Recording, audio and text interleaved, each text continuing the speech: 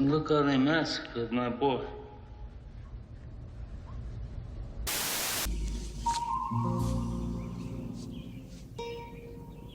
What the fuck is this piece of shit?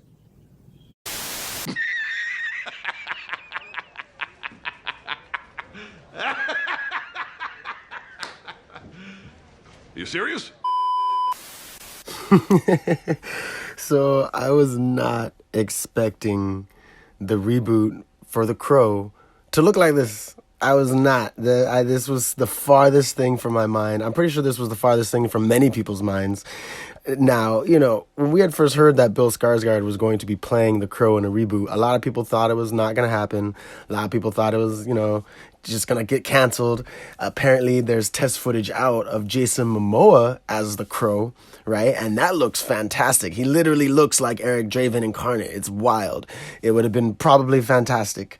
But Bill Skarsgård is cool too. All right. He did Pennywise. I guess he could do the Crow. And especially after seeing the Boy Kills World trailer that just came out a week ago or so, it looks awesome. He looks all ripped. It's like, all right, cool. Just throw long hair on him, put the makeup on him, and he'll be perfect. But instead we get this. What is this? Why does he have tattoos? What happened to his hair? You had one job, make a new Crow movie and make it look like the Crow. It's so outrageous. It's ridiculous. The tattoos are, why? The nipple tattoo, why? Oh man, it's it's hilarious to see how I made a video on the division of fandom, right, and how people think that people just hate on things, right? I am kind of hating on this because it just looks cheesy, right? It looks cheesy as shit, and you have a quarter of the people that are fans of The Crow just being like, well, we love Jared Leto's Joker.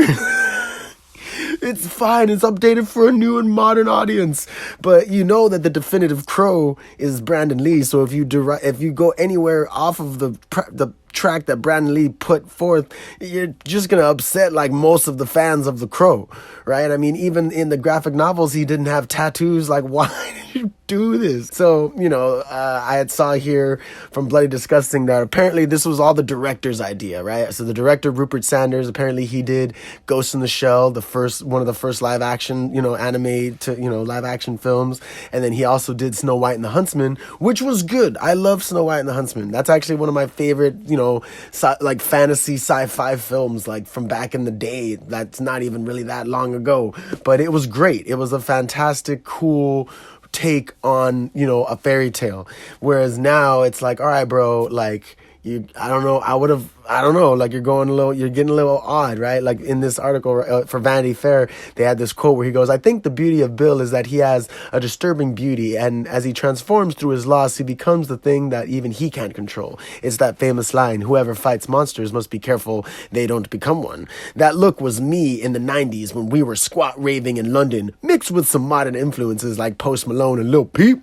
I hope people who are 19 today look at him and go, that guy is us. What the fuck?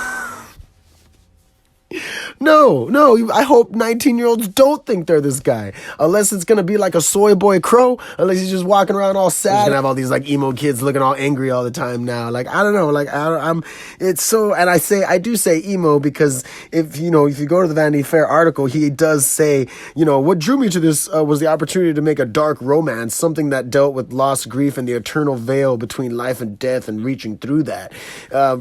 Realizing he was beginning to sound a little emo, the Brit laughs and adds, because he's British, which is, I guess, why he put F.K. Twigs in the movie, because he wanted to put a British chick. He goes, I grew up listening to Joy Division and The Cure, and this movie is a bit like a Cure song, The Beauty of Melancholy. And it's that's fine, but I feel like, if anything, Brandon Lee's Crow was more Joy Division. It was more like radio, live transmission, love will tear us apart. You know what I mean? It wasn't oh my God, oh yeah, The Cure. I'm sorry, Robert Smith. I'm sorry, but still, if you're gonna compare Joy Division and The Cure to a Crow film, I'd way much rather watch the Joy Division version than the Cure version. Yeah, the Cure version is probably gonna be lovely and stuff, but honestly, we'd rather have the Joy Division version.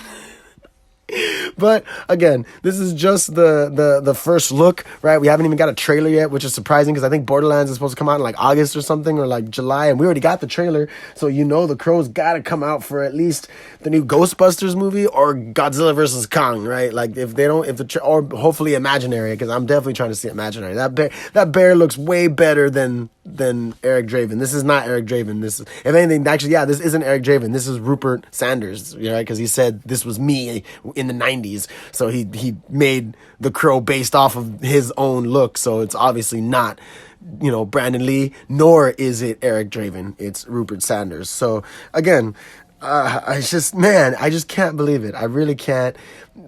I thought it was fake. I thought it was like Boss Logic or like someone doing an AI image, and then I actually saw that it was a Vanity Fair article, first look, and it's like, wow, like, look what they did to my boy.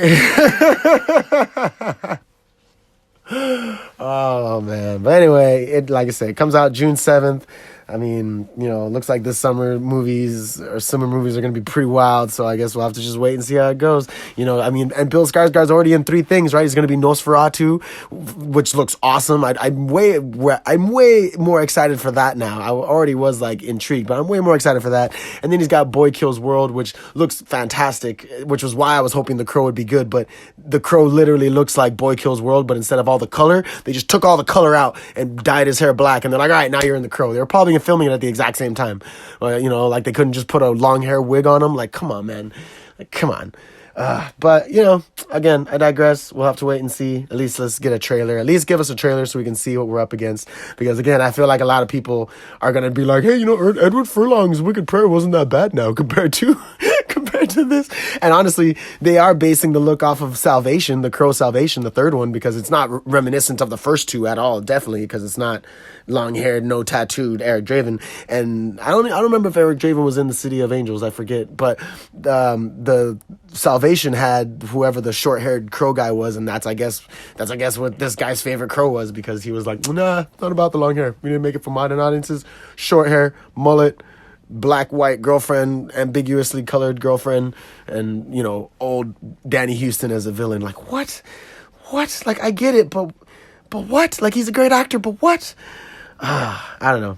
I'll rant because it just doesn't make any sense. So again, I'll hold my tongue, wait for the trailer, see what happens. This has been Ghost in the Craig. Thank you so much for tuning in. Like, share, and subscribe. And I'll catch you guys next time.